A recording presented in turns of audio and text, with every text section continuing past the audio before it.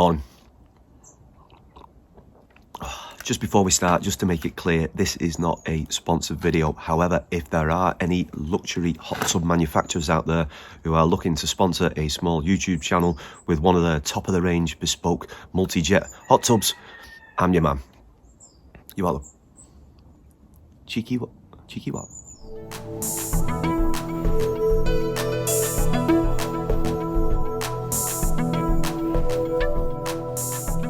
My brew down. Well, hello again and welcome back to my channel. Now, this build is going to be over a series of 2 videos, which will become quite apparent early on in the first part. And I am going to describe it as a leftovers project. Everything, all the materials used in this were leftovers from the workshop build. So the timber, the 3x2 timber, the treated timber, that's going to make up the joists, I'll describe as category 3 of the timber that arrives. So category 1 is the lovely straight stuff that you go straight to and go, yes, that'll work lovely. Category 2 is when you've run out of category 1 and go, it'll work. Category 3 is the banana wood, really. So, but it's going to have a use for it, and hopefully this will be fine for this one. But also it is to introduce you to, or reintroduce you, should I say, to these, which are these pedestal feet from StrataRise. Now, the beauty of these is just in the simplicity, really, because it allows your frame to sit off the ground, which means it's not going to rot. It allows air to flow under it, which means it's not going to rot. And they do a variety of ones, but these ones are just from about 30 odd mil to about 60 odd mil. And they do varieties of sizes and extensions and all that kind of malarkey. Now, people look at these, and maybe I was skeptical originally as well, going, it's just a piece of plastic, how is it going to hold such weight? Well, this workshop is based on these, all right? It's 7.3 meters-ish by 3.6 meters-ish, resting on these StrataRise feet. I can't even begin to imagine how much this workshop must weigh. And imagine me back would know, actually, to be honest. So I'll just ask me back, how much does this weigh? Tons. Imperial or metric? Both, you sarcastic Anyway, moving on. So, anyway, yes, where was I? Oh, yeah, that was it. Yes, sorry, the deck. Now, yeah, we do have a hot tub, all right? It was only a cheap one. It was one of Aldi's special buys, and I actually bought it off the advice of my physio. I'm just going to get serious for a minute. In February going into March 2020, around that time, I was receiving 3 to 4 therapy, physiotherapy, hydrotherapy, acupuncture, treatment sessions a week. Because anyone who's suffered a nerve injury will know there is only a certain window of time, shall we say. And one of my physios, he could see what was going on in the world. He could see the writing on the wall, and he said, get yourself a hot tub, even one of the cheap ones. He said, we can sort out some exercises for you to do in there like you do in your hydrotherapy classes. And March 2020, everything stops. All treatment stops. So from 3-4 times a week down to 0. And yeah, I mean, my physio was amazing. He kept in touch with us, the text, the phone calls, Zooms, all that kind of thing. But there's only obviously so much you could do. So I had to cobble together a base for it, really. And I just used some scraps that I had and put some OSB board on the top, thinking, oh, it'll only be for a couple of months. And nearly 2 years later, so here's the grand unveiling of the previous base. Right, let's have a look underneath. Oh. Yeah. Yeah, that's dead. That's definitely dead. Right. Oh dear. Now, it is amazing, isn't it, how much hammer that OSB stuff can actually take, but it did eventually give way, and I've been putting this off for ages, which means I've now got to build a proper frame, deck, whatever you want to call it. Now, it's just using the materials that I've got left, because I want to keep the cost down on this as much as possible. Oh, talking of cost, just going back to The feet, I did have some left over from the workshop build, but not enough, so I did go back and buy some more. So again, this is not sponsored or anything, bought with my own money, but I did get in touch with StrataRise actually, and they very kindly agreed to a discount code for members, followers of the channel.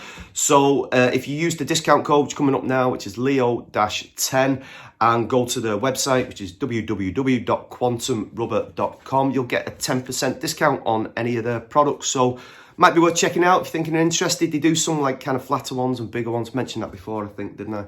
Oh, just another quick point. I'm starting to put my little captions above where I always used to put them below, because for any members of the deaf community, and I know Daffy, you're out there hopefully watching now, if you put thingies along the bottom, then it interferes with the subtitles. So any maker folk out there, put them across the top, please. All right, okay. Inclusivity there. Right, so where we're at, yeah, let's get to, I'll show you the design because I had to look at what wood I had left, and then we'll cut to the make, and then we'll come back to this at the end. Now, please excuse my left-handed scribble. I'm all right with numbers and stuff now, but writing and drawing, absolutely appalling. But you'll get the idea. It's going to be 2.6 meters in length and 2 meters wide, okay? Now, the actual frame I'm going to build it in 2 sections. So it's going to be 1.3 here with joists going across and noggins, etc. And then obviously another one here, all right? And then we're going to have the feet attached. Now, the reason I build it in 2 sections, there's 2 reasons actually. If this is easier for me to shift around, I can shift one of these around, no problem. If I built it as one complete thing, no chance I'll be able to one-arm that. And in fact, to be honest, I think the old able-bodied folk out there would struggle a little bit as well. So if you're a one-man band, then build it in 2 sections and then just coach bolt it together here. Okay, and it gives you that extra beam. You've got a double width in the middle there, which gives it extra kind of support, I suppose, really. And that's pretty much the idea. And then after that, the actual boards will go across the top like so. So if you can make sense of that, good luck to you, because that's what I'm working from. So that's the feet and the frame sorted. So the actual deck, or the actual boards that the hot tub's going to sit on, is the last of my kerrowing cladding that went on the front. Told you this stuff that they put on the base, on the floors of container lorries. So stick around till the end, please, because I might need some advice, because this is yet to go down. And I'm after a little bit of advice, because obviously it's part 1 of 2 and part 2 hasn't even been made yet. So I think it's time to get out there, show you where I've been up to, show you why it's part 1 of 2 and not a one-parter, and I'll see it at the end.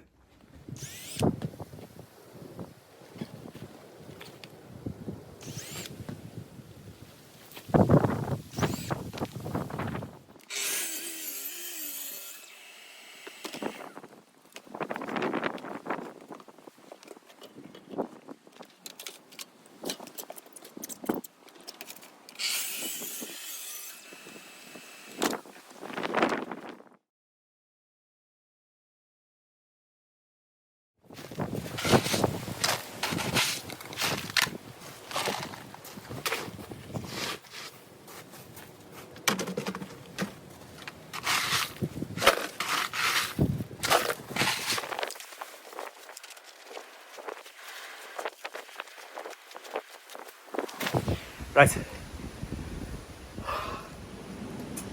think I've cleared enough for the first section to go and build that, put that down, get it leveled,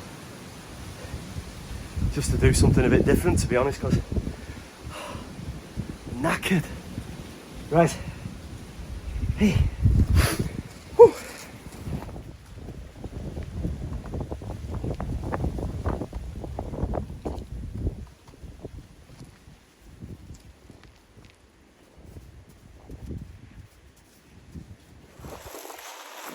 God, I literally couldn't have handpicked the worst day to start this. It's blowing a gale. It's freezing.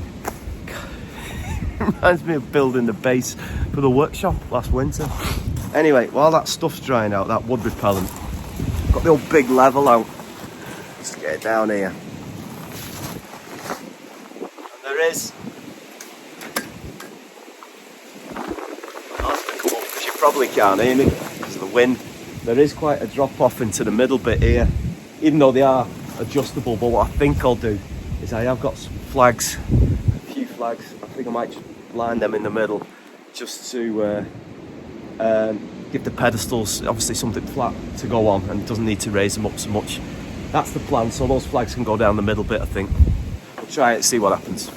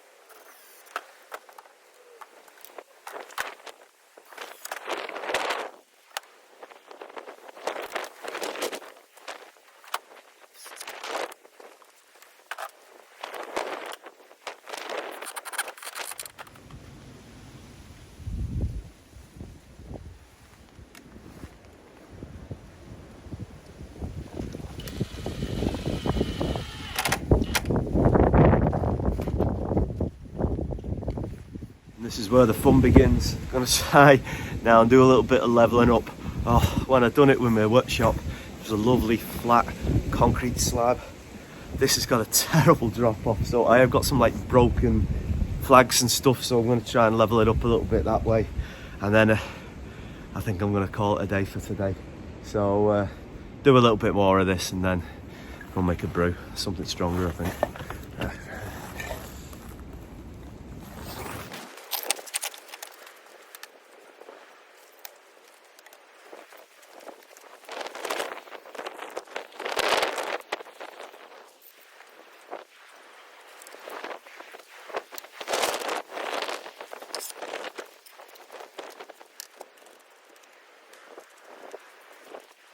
Right. Light's fading. Had to get the sight light out.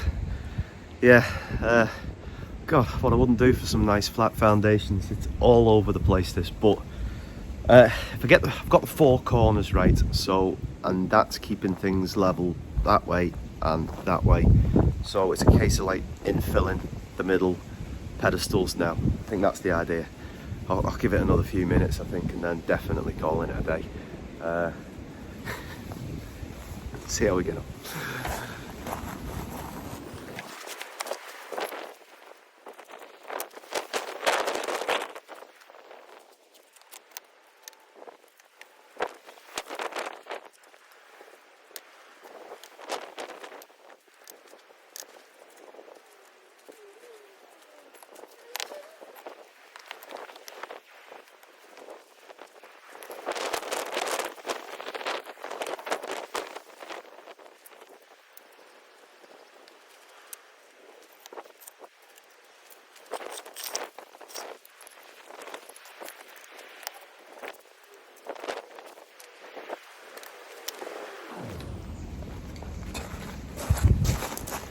Spot on that.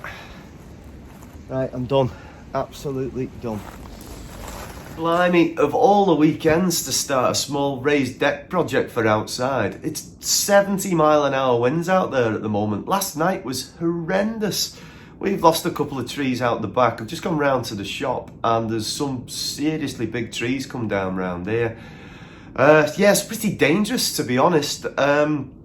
On a lighter note, the fence I put up earlier on in the year, that's held fine, nothing wrong there.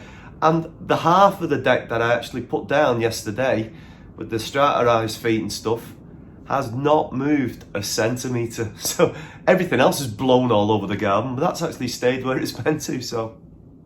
Right, with all that storm madness going on out there, no chance I'm working out there at the moment. So I can do what I can in here. So my plan is this: brought the timber in, I'm going to clear a bit of space on the floor. I'm going to build the other deck bit, the one that's going to be coach bolted to the other one. I'll do that in here and put the feet on it. I'll cut the noggins.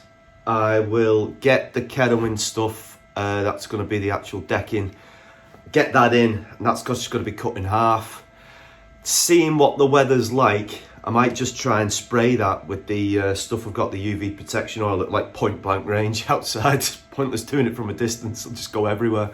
Yeah, so work has not stopped, but we're just going to have to adapt somehow and just get on with it. All right, hopefully it'll calm down a little bit this afternoon. Fingers crossed. All right, let's get on with it.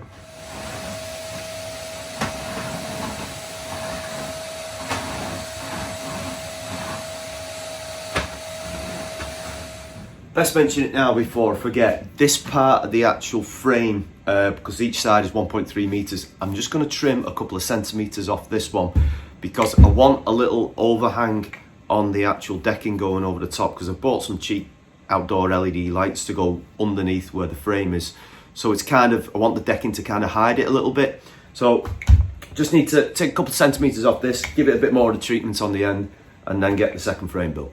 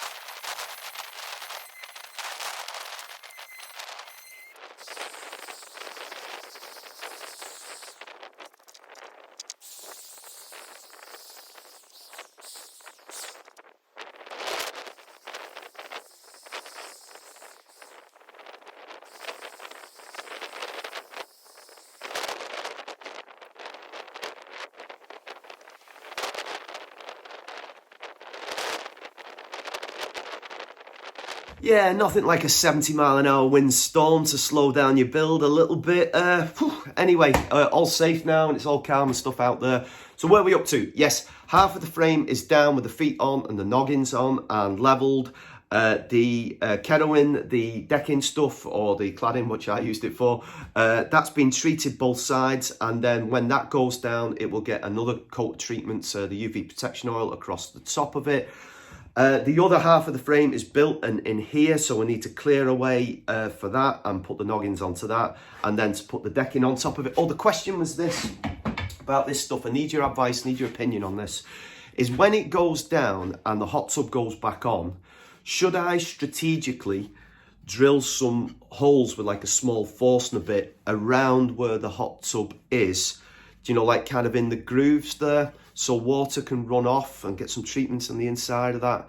Let me know what you think, because obviously this isn't like decking board, but this is 22mm thick. It's pressure and heat treated.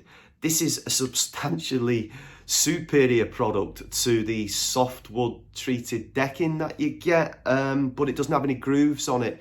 So I'd be interested to see what you thought, because obviously you know that I haven't put it down yet. So I will take on board any advice you've got in the comments section on this video, which will roll over to, it'll be next weekend now, for part 2. So let me know what you think, please. That would be really helpful.